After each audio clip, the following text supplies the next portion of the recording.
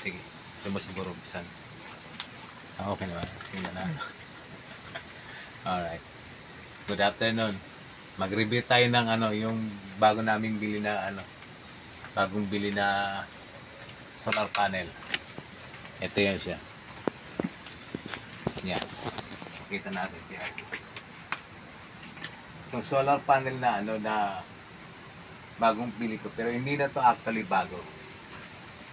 I'm judging na ito'y galing to sa solar farm na nabili. Kaya medyo madumi-dumi na siya. So, nilinis din naman, malinis to ng kaya looks like new. Tutumba ko para makita. Doon na ako sa gikaw. Kasi muna, ayan. Laki. Laki ita. Maganda siya. Sinukatan ko na rin to ng ng Mukhang bago. sinukatan ko na siya ng kanyang voltahe, and it's true rated. Naka dito, pakita mo nga Terrence.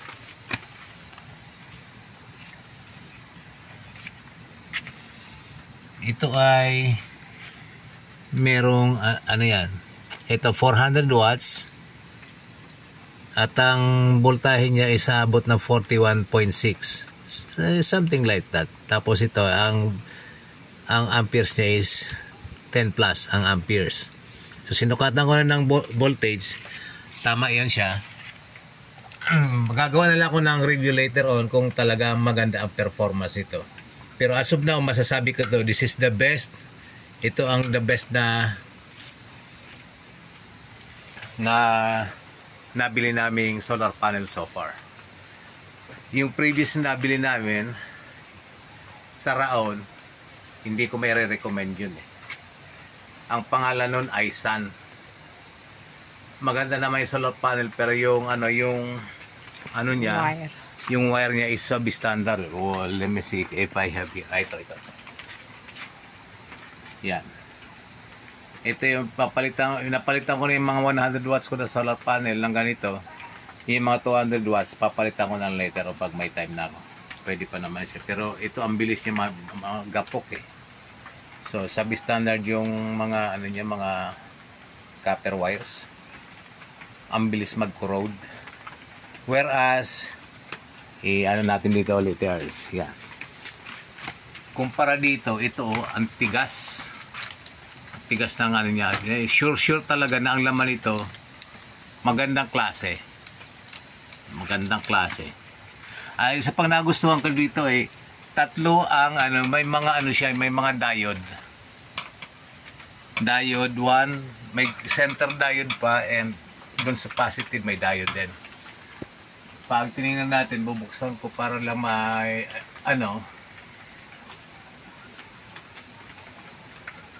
sample lang para naman out of curiosity. Ayan. O yan, may diode siya dun sa loob. So, hindi ko na binuksan tong iba, pero yun siya para lang makita natin na mayroon siyang diode siya, so safe talaga yan siya. And tatlo. Tapos ang isa pa, ang ganda ng kanyang Tibay. frame. Ang ganda ng kanyang frame. Itibay niyan. Ito yung kabila, natin yan. Ang hirap kasi harap yung isa eh. So ito na lang, natin yan para mabigyan natin ng full view. Ayan. Box na. Dahil pag kakabit namin ito mamaya. Ayan. So 400 watt solar panels. 400 watt solar panels. Nang pumunta ako dun sa bibilhan ko, ang nakita ko sa post is polycrystalline. Pero nung dumating dito, tinignan ko sa specification, this monocrystalline. Mono, may pagkakaiba siya dun sa polycrystalline dahil sa mas mataas yung kanyang efficiency. I-research nila siguro kung anong pagkakaiba, no? Pero mas maganda yung monocrystalline. Gusto ko rin sana sumugal kahit na doon sa polycrystalline kasi nakuha ko nga ito pinakamura so far. This is the cheapest by far na nabili namin mula nung nagsimula kayo mag solar, mga solar since 2014. So, ito ang pinakamura. Bibigay ko mamaya yung presyo. Kinukumpara ko lang din yung last na bill namin, kailan tayo bumili? July? Last update namin ng July, bumili kami ng 200 watts panels, 4 na piraso for a total of 800 watts. Ano? So, 4 pieces of solar panel. Ang isa nun, worth, natawaran namin yun na, take note, natawaran namin niya, 4,900.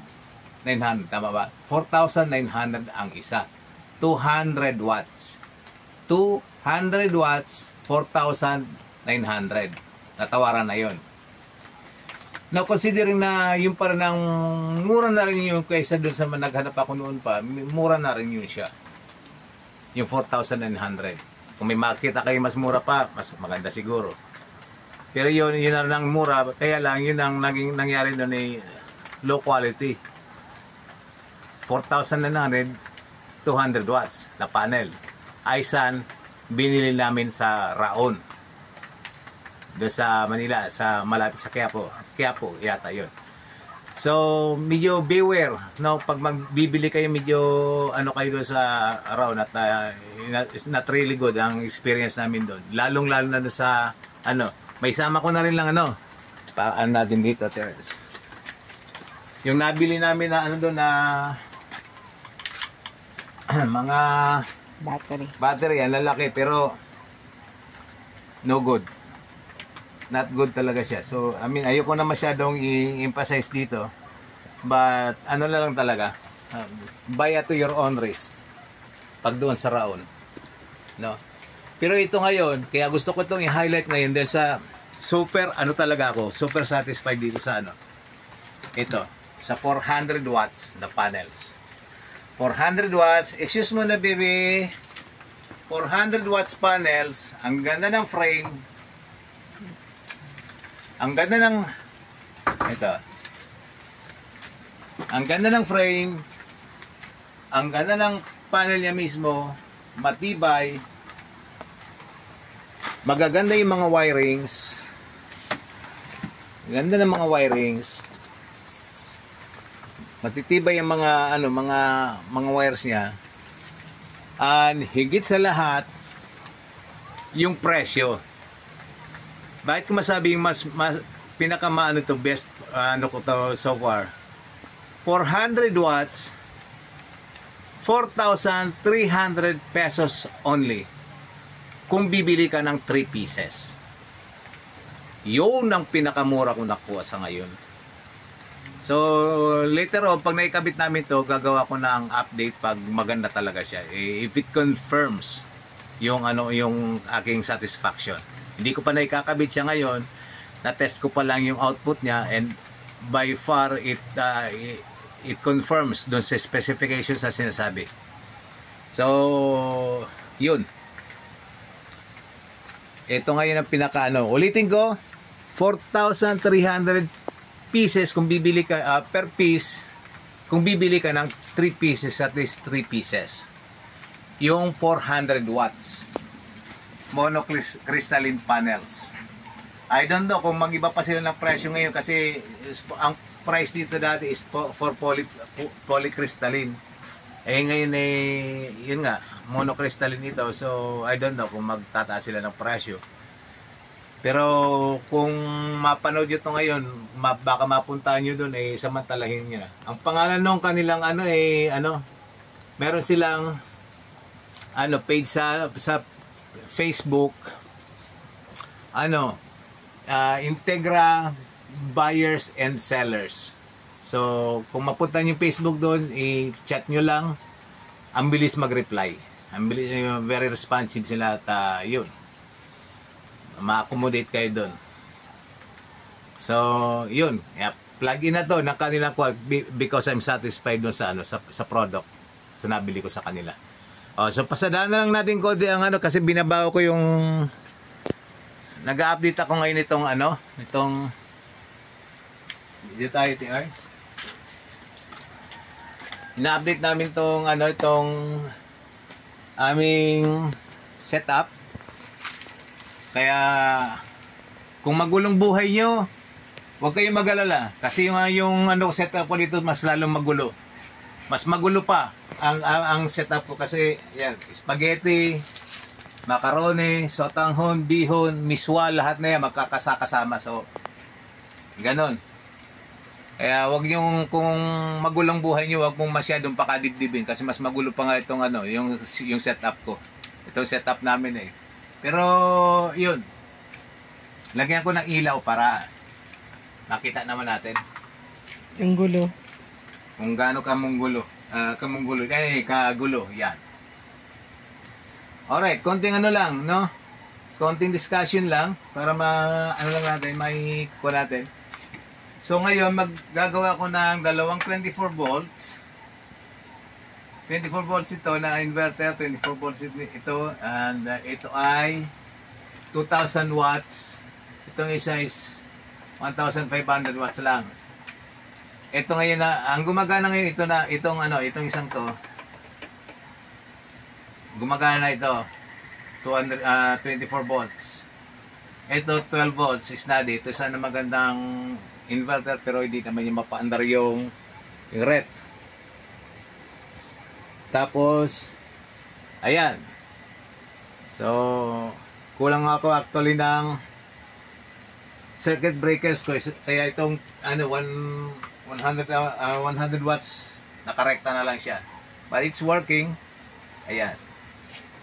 Tapos ito ngayon ang ginawa ko separate para hindi na nahihirapan yung controllers.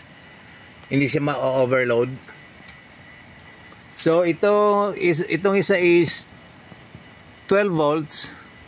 Ang kapartner niya din ay yung isang yon, 12 volts din. Ito naman PowerMR is 24 volts na isang to. At may kasama siyang ito 24 volts din. Ito ay may 400 watts. Ito may 400 watts. Papunta dito sa dalawang battery na to na ginawa namin ngayong 24 volts. Ito ngayon na magkasama naman tong dalawang to. Ito 400 watts. Itong yung niretoke lang namin na maliit na charge controller na yan, 200 watts lang dumadaloy dyan. May mga circuit breakers of course. Papunta dito sa bago rin na may acquire na na battery. Kahapon ko rin na nabili which is really nice also. Ang ganda rin ito. So yun, ito yung bagong setup namin. Ito lumang battery na na rin, nahirap luma na. So, na-charge ko na lang ng isang 100 watts. Pwede na yan. Pang ilaw-ilaw na lang. So, that's it. Itong isang pinakamaganda, itong kakabitan ko ng later pag nakabit ko yung yung newly acquired na solar panels. Para dito sa malalaki. Hopefully, mapaandar namin ng matagal-tagal yung ref. Yan na yun. And since tatlo yun, a total of 1,200 watts na panel. 3 panels worth na 400 watts each. So, yun. Okay. Yun na lang muna. At yun, gusto kasi pagmayabang. Gusto kong i-highlight yung aking nabili na solar panel na 400 watts monocrystalline sa halagang 4,300 pesos only. Kung bibili kayo ng at least 3 and up. I'm not sure kung magbabago sila ng presyo dahil ito ang dati sa post nila is polycrystalline. Nakita nila monocrystalline pala.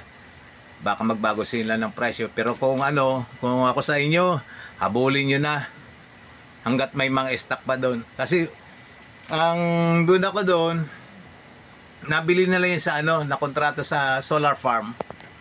Kaya inaayos lang nila. Which na-confirm nga nila yun nga, galing lang solar farm. Kaya ang gaganda pa. Sulit na sulit sa presyo. Okay, yun lang. And maraming salamat.